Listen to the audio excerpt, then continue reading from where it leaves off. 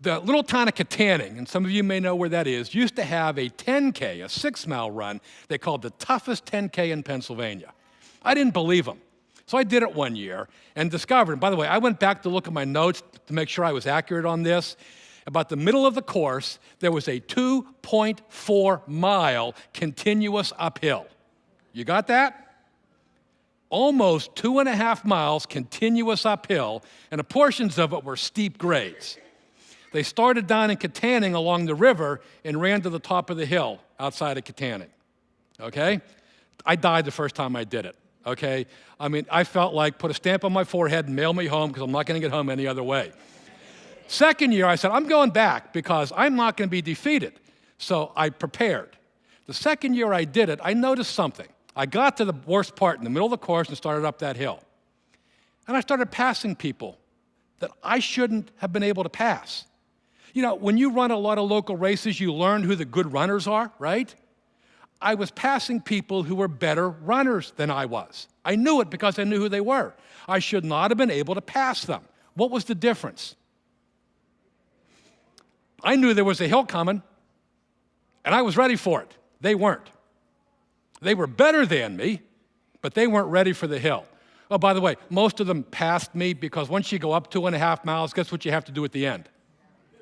Go down 2.5 miles, and they went right past on the downhill. You see, you're going to have hills in your life. Be ready for them, but if you are ready for them, the hills don't matter. You know the kind of hills I'm talking about. In your life's journey, there's going to be times when you gather with your family at a funeral home.